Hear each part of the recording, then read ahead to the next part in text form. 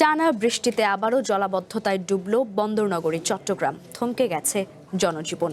জলাবদ্ধতা নিরসন প্রকল্পের সুফল নিয়ে সন্দিহান নগরবাসীও। এদিকে পাহাড় ধসে ষোলশহর ও সলিমপুরে 2 শিশুর প্রাণ গেছে।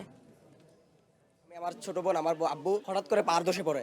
তো ধসে পড়ার কারণে পাশের রুম আমাদের যে ছিল ও দাওয়াল ভেঙে ও সামনের রুমে মোবাইল দেখতেছিল। তো মোবাইল দেখার পর দিয়ে ও হয়তো চেষ্টা করছিল যাওয়ার জন্য, যেতে পারে নাই। পরে দিয়ে ওর গায়ের উপরে দাওয়ালটা পড়ে গেছিল। তারপর আমাদের রুমে একটু করে জায়গা ছিল, আমি আর আমার আব্বু আমার ছোট বোন আমরা বের হয়ে আসি।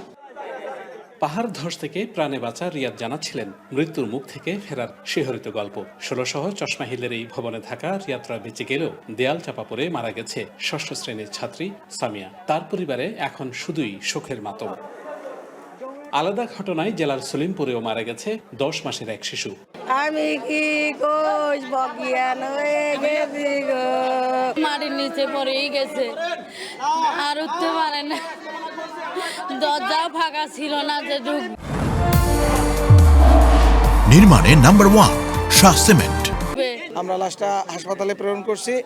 এখন আমরা এই বাকি যারা ভালনারেবল পয়েন্টে যারা আছে, যেসব ঘর আছে, তাদেরকে আমরা ওয়ার্ন করতেছি তারা যেন অতি দ্রুত নিরাপদ স্থানে চলে যায়। টানা বৃষ্টিতে পাহাড় ধসের মতো জলাবদ্ধতার অভিশাপ থেকেও রেহাই মেলেনি নগরবাসীর। রেকর্ড বৃষ্টিতে চরম দুর্ভোগে তারা।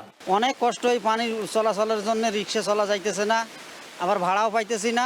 রাস্তাঘাটে চলাফেরা খুব কষ্ট হয়ে যায়, মানুষের স্কুলে যাইতে পারে না, অফিসে যাইতে পারে না। ওই পথ ধরে আসতেছিলাম, পানির এত স্রোত আমার পুরো ভাসিয়ে নিয়ে যাওয়ার অবস্থা।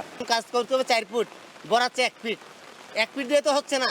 জলাবদ্ধতা থেকে মুক্তি পেতে প্রকল্প নেওয়া হলেও তার সুফল পেতে আরো কত সময় যাবে তা নিয়ে সন্দিহান নগরবাসী। তবে এবারের জলাবদ্ধতাকে প্রাকৃতিক দুর্যোগ উল্লেখ করে দলমত নির্বিশেষে সবার সহযোগিতা চেয়েছেন সিটি মেয়র। যে বৃষ্টিপাত হচ্ছে সেটা কন্টিনিউয়াস বৃষ্টি, এখানে কোনো ইন্টারাপশন নেই, কোনো থামাথামি নেই। কাজে আমি মনে করি এই যে প্রাকৃতিক দুর্যোগে আমাদের মূল কাজ হবে সমস্ত রাজনৈতিক দ্বিধাদ্বন্দ্ব ভুলে গিয়ে আমরা মনে করি সাধারণ মানুষের পাশে দাঁড়ানো। অতিবৃষ্টিতে ভেঙে পড়েছে চট্টগ্রাম কক্সবাজার রেল যোগাযোগও। Shahnaz Riton, one news, Chittagong.